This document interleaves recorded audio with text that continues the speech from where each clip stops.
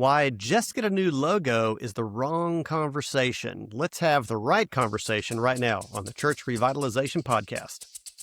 Hello, and welcome to the Church Revitalization Podcast, brought to you by the Malphurs Group team, where each week we tackle important, actionable topics to help churches thrive.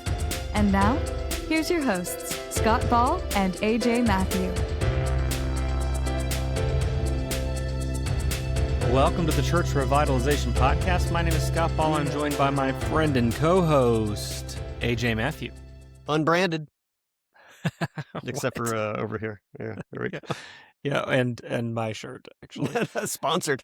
Yeah. Okay. So today we're not talking about logos per se. We're not saying today's episode is about how to design a new logo. This is not suddenly a graphic design podcast that you have stumbled onto, and it's not a marketing podcast because we're not marketing experts. But we'd be doing better than we are if we were. Yeah. Exactly. However, one thing we do know about is what helps a church to communicate who they really are in a way that's compelling to their communities.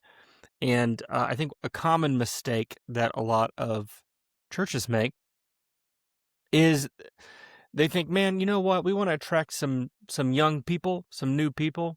And so what we need to do is we just need a new logo. If we just had a new logo, a fresh logo, fresh look, new website, then we would suddenly be gaining some momentum. And I'm not suggesting that a freshen up of the website isn't a good idea. It might be, but that alone isn't going to do it.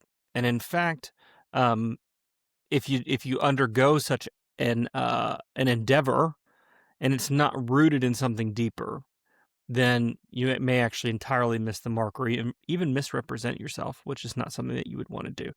So we're going to be talking about how to understand who you really are and how you can communicate that in some compelling ways beyond just a freshened up logo or website.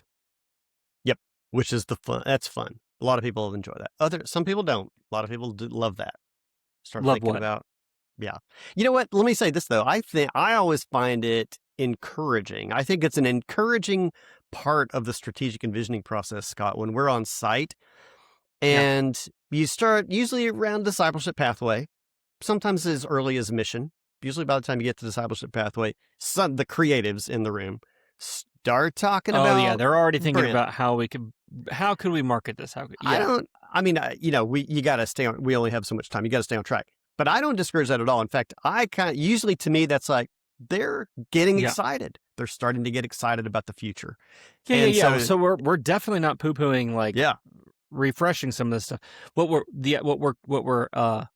maybe critiquing a bit is the idea of jumping straight to that before you do the hard work of exploring, well, what is it that we should be communicating about who we are?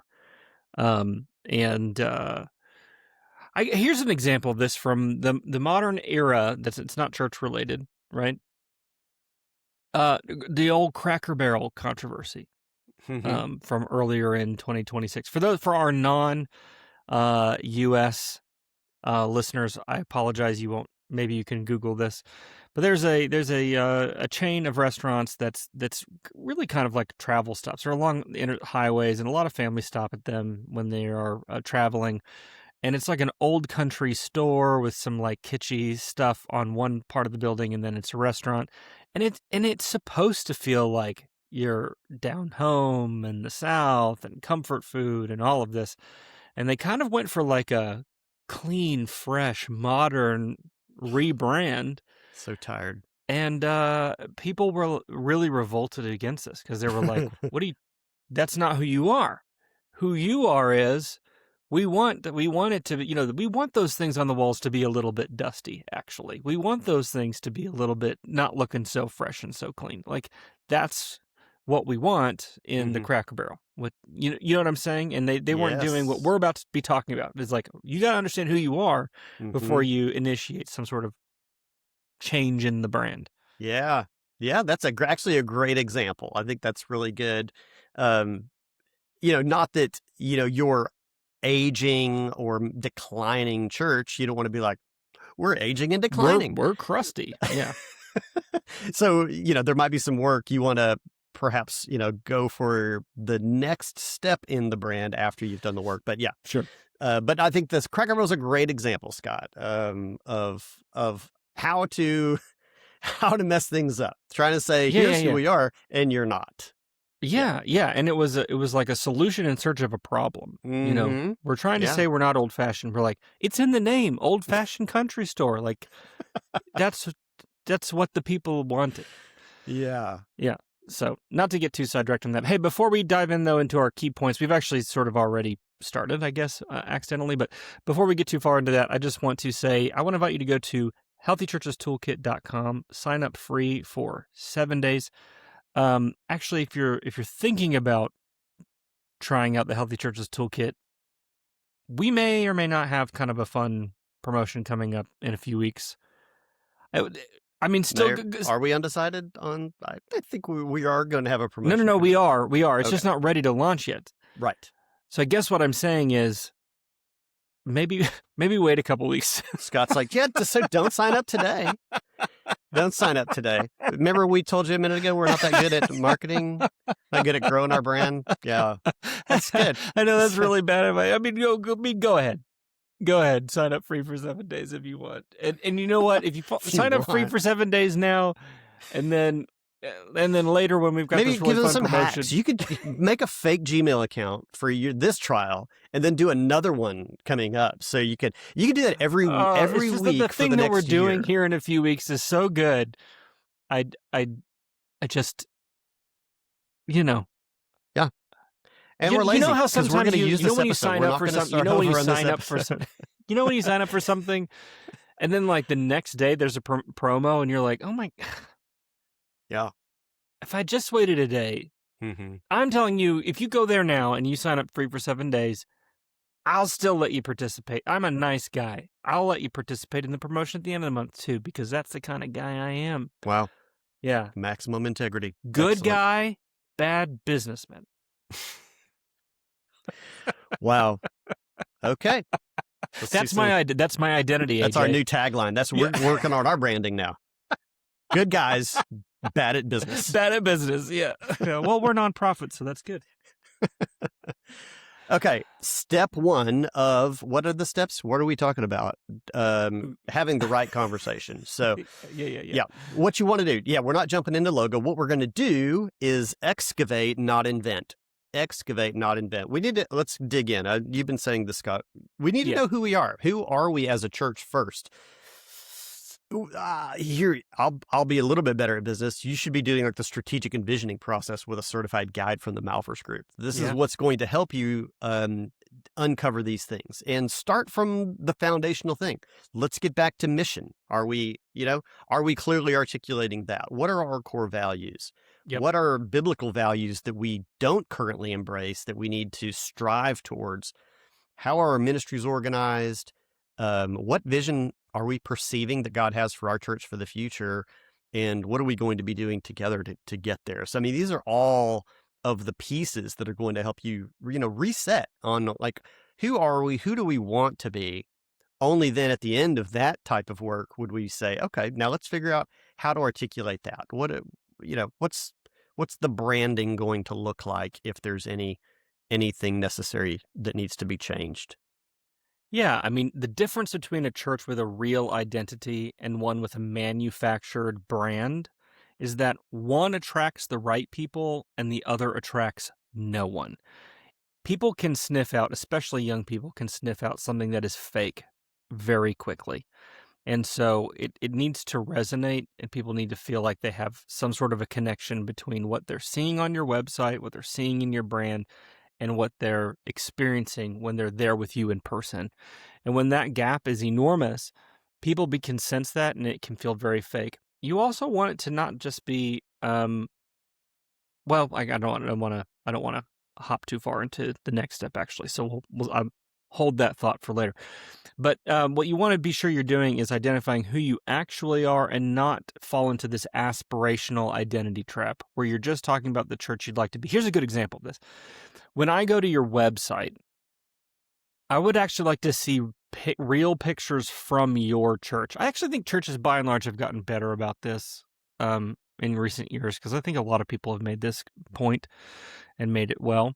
But kind of a frustrating thing is to go onto a website, a church's website in particular, and you see, a very stock photo. Here's all of the diversity, all the colors of the rainbow of humanity, and then you go to the church in real life, and you're like, there's no one who looks like me here. And so you've kind of represented yourself as a place that's like maybe multi-generational or multi-ethnic or whatever, and then you show up and it's not that. And so I guess, if, let's say, because this is a common question, AJ, if we're an aging church, should we just say we are an aging church for aging people? But what if you want to be a church that's reaching the next generation? Mm-hmm. I'm not saying that you need to, that there's no room for anything aspirational here, okay? Because you definitely can. But you could do something like, we are a church that is committed to reaching the next generation. And maybe on your website, you're showing off, hey, some renovated children's ministry spaces, showing the ways that you're ready for families, even if right now you don't have a lot of them. And things that you're doing, or promotions that you're running, or events that you're doing that are targeting and attracting and reaching that next generation. So you can there can be some aspirational parts to your identity, but they need to be rooted in things you're actually doing, not just in words that might convey something that's not true of who you are. Does that make any sense? Yeah. I think that's really good. So, all right. The next thing is articulating it. We got to turn what you discover about yourself into the words to express it. You started to get into that, Scott, on the last point. The website. Well, I mean, we could talk for a minute about kind of different uses, because what you say also is dependent on where you're going to say it. And so between your website and social media, the website really doesn't need to be something that you're like updating every week, as far as like, who we are and things. There will be things that you'll change, like calendar events and sermon series, those kinds of things. Social media is more of a place that you can get into a little bit more about sort of who we are as a church. It's a great place, for images and to express more of what's going on an ongoing basis. But we need to be able to have that language to express what it's like. What is life like when you're a part of our church? And even then, even social media is a place that you can be honest, maybe about what you're striving towards. It's a good place to speak about aspirational values or vision and how you're going to get there. So, but it is worth considering then. How do we speak about who we are and who we're striving to be?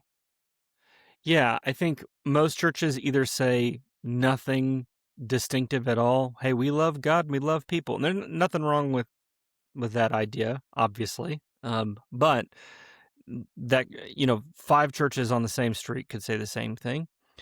Or sometimes they maybe overcomplicate it with some cute language. Like they come up with something super custom. I think that's maybe the temptation is to go, well, we don't want to be generic, so we're going to come up with something cute instead. And that's not really helpful either. It's better to be clear, like, who are you for? What are you about? What are you doing? Where are we going? And are we communicating that? And are we backing it up? Which we'll talk about in a second. But, I think I want to brag on that. I know they listen to the podcast, so I don't mind. I've bragged on them a lot. But they know who they are. I was recently with a church that I've done a lot of work with over the last 6 years. And I was so impressed because I was with them on a Sunday morning, and they had up on the screen their discipleship pathway language, which is all over the building. It's all over the website. It's everywhere. You can't miss it. It's painted on the walls. It's everywhere. And as they're communicating, they're doing their announcements, they have up on the screen behind them, AJ, the discipleship pathway, and they have bolded in the text, like, which step in the discipleship pathway is this announcement connected to? Mm-hmm. And I was like, this is so good, because you can't miss it then when you're sitting in there and you're like, what is this church about? They've said it. They've outlined it, what they're about. How do I know they're about it? Here's the thing they're telling me. Here's the thing we're doing, and it's connected to this thing that we are about. And they're so good. They are extremely good. And I don't even know at this point, honestly, because I had this conversation with them, I don't even know that they know how good they are doing this now. Because it's just so seeped into the culture of that church. So we are going to communicate who we are, where we're going, how we're getting there, and we're going to connect everything to it in everything. They work very hard at it, but again, I don't think they even realize how good they are at it, and it's showing. I mean, this is a church that was, when I worked with them originally, I think maybe 250, something like that, and this is now a church of almost 800 people. They've grown a lot in the last 6 years, and it's largely because of how clear they have been about where they are, or sorry, who they are, where they're going, and who they're for. Mm-hmm. I love that. I don't know why more churches don't get it, because to me, that's like it's a low-hanging fruit. It's a simple thing. That does seem like low-hanging fruit. It's not even, it wasn't even, I mean, this is no offense intended to them, guys, I'm sorry. It wasn't even like a pretty slide. It was just like white text on a black background with their discipleship pathway with the step bolded, the one that they're talking about. But, I mean, what you're underneath the surface, underneath, maybe the initial impact of what that is, you're articulating, we actually have a plan. We know what we're doing. We know what we're about, and we're making sure that we stay focused on those things. Way more important. I don't even know what their logo looks like. I don't think. Yeah. I can't even picture it. I mean, but I know what they're about. And that's way more important than what their logo. Previous looks like. church I was at, they had I'm not advocating for this, but they had 30 core competencies, and it broke down into that's a lot. 10 core beliefs, 10 core practices, and 10 core virtues. And you could get those on your bulletin every week, but of those, one from each of those categories was connected every single Sunday to whatever the sermon topic was. And, it's exactly basically what you're talking about here. That's too many, I would say. That's too many. But I'm saying the point was they knew what they were about, and every week they could tell you how what we're talking about this week aligns with what we're about. Right. So I sure wish maybe this is a future toolkit element, Scott, that once you've been through SE and you've got this stuff in here, you can put in, here's what my sermon is. And the AI could go, this sounds like a good alignment between this part of your mission, this value, and this part of your vision. Yeah. Or in your pathway. So, or our communication planner that we already have right now, have it bring in as context your strategic plan, so it could help to communicate that and line that up. But that's a good idea. You know what, folks? That's probably going to be in the toolkit by the time the promotion comes out next Don't say month. that. So you might want to check that out. No, please don't. 7-day free trial. If you don't find it, you'll know Scott's running a little behind. But I'm not promising, but there's enough time that could happen, because sometimes ideas roll out fast around here. We are nimble and agile. Scott is, at least. I'm old and decrepit. All right. Step 3, we got to live this out. So it can't be words on a page. It can't be a stock photo. This has got to be able to be seen.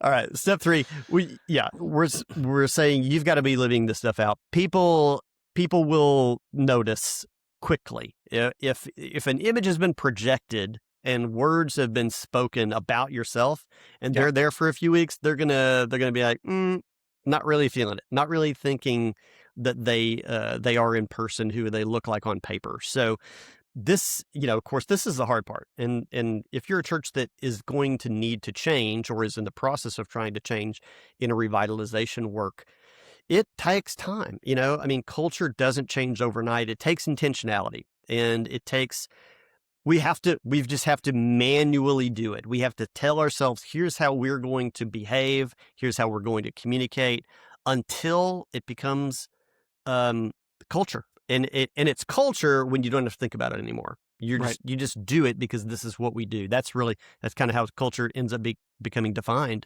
And so, but the road to culture is intentionality. Mm-hmm. Let me restate that. Maybe this is a soundbite, Scott. The road to culture is paved with intentionality. How about that? You can tweet that. I like it. You can tweet that. Yeah, I think that these things go hand in hand, like culture. It's been said that culture eats strategy for breakfast, and that's true. Oh, that's good too. That's a good Um, that's true to a large degree. Except I would say that they really need to go together. There are churches that have really, really strong and vibrant cultures that are generally healthy, but they don't really have a plan for how to roll that out or grow it or expand it in any way. And that, when you have a good, strong, healthy culture and then you marry that with a vibrant strategy that you're actually executing on, that's the best of both worlds. But if you've got this great new brand and this great new identity thing and a whole new website, but there's not the culture to back it up, people are gonna feel that right away as inauthentic, and they're not gonna like it. And again, some of the easiest things to spot are going to be. We see this in the culture a lot. I mean, the Cracker Barrel thing is a great idea. Everyone knows I love Disney. Disney's a good example of this, where sometimes they're communicating something and then you look at what they're doing and you're going, well, that's why they've had some challenges, I think, in the last couple of decades, because you expect something from, this is a brand that has stood for one thing for so long. And then you see something and go, this doesn't match. This isn't supposed to be who you are. This is what you've been. And this is now you're doing this thing. And this doesn't seem to be coherent. And people can feel that way about your church, maybe not about like a political issue or something, but they can go, hold on a minute. This is a church that's for XYZ, and now you're saying you're going to be this, and it's incongruent, or it's misaligned with your mission, or it just doesn't match up. Whatever it is that you want to be, and the identity that you want to have, and the culture that you want to have, you need to back it up with action that is consistent with that identity. And if you don't do that, people are going to know. And if you want to shift your identity, maybe you've had an unhealthy culture for a long time. The solution to that is to slowly, over time. Again, I want to point out, I'm calling out this church that again, they know who they are. It's been 6 years. This was not overnight. Their culture shifted. It's happened pretty quickly. 6 years is not that long a time, but it took time, and they've gotten better and better and better and better and better because they're reinforcing the same things over and over and over again. Mm-hmm. Yeah. And I just love when I get to be there, when I'm there. It's so, and this can be true for your church too. When you finally start to not only know your identity, articulate your identity, and live out your identity, it's like a warm blanket when you're in this place, because you go, oh man, this is unbelievable. Can I give another example of this? Non-church example? You can. I'll allow it. You'll allow it? Thank you. Thank you, Judge. Thanks, Your Honor. My family, I had never heard of a place called 30A. This is like a bougie part of Florida that I had never heard of or been to, and I'm not bougie. So just for the record. But I was invited to a family thing where like everybody pitched in for a home that was not in the bougie part of 30A, in the middle class version of 30A. Okay. But there's a town on 30A in Florida called Seaside, which I had never heard of. And some of you listening to this, really? Never heard of it. Oh, that surprises me. You're a big Florida guy. I had never heard of it. I just, our family drove down to Seaside, because again, we are not staying there, but drove to Seaside. I was blown away by this place. Yeah. Have you been? I have not been, but I know it's been around for decades now. But yeah. Yeah. Blown. Very intentional. They knew exactly who they wanted to be. They strategically built it. Yeah. So. And their shirts say on the back, "The new town, the old ways." And I was like, and that's their slogan, I guess. And you feel it in every aspect of like what the shops are like, what the streets are like, what the homes are like. You feel like you're on I know that's where they shot the Truman Show movie, but like you feel like you're on a movie set. It's real, but it's also so curated. it's a very strange feeling to walk around and go, this is a real place in our country. And outside of Disney? Yeah. I did. I was like, I feel like I'm in Epcot. Like, this is unbelievable. And I'm not trying to say your church needs to become seaside. What I'm trying to say is when you're in a place that is so actively aligned between what they're doing and who they say they are, you feel it. Like, you viscerally feel this is a place that knows who they are, they know where they're going, and I want to be a part of a place that has this clear of an identity. Does that make any sense? And I'm not trying to say make a bougie church. Like, that's not what I'm trying to say. I'm saying be really intentional about who you are and live it out, and people will feel that. Yeah, that's the thing. That's it right there. Yeah. Start with the biblical alignment. Who are we supposed to be as a church? What are the fundamentals that we need to be about to be aligned with Scripture? How are we pursuing what we believe God is calling us to do, to be, and then invest the time to get there. Yeah. And communicating it clearly so that your leaders and everybody in the church understands, is in alignment with it, and strive towards it. That's what you have to do. You have to persevere through difficult times, but the payoff is huge because it's people coming to faith, it's people growing in maturity, disciple makers creating disciple makers, and that's what it's all about. So, I'm sure you won't, but definitely don't come across thinking that anything we've said is at all artificial. It is about creating the culture that is Christ's kingdom.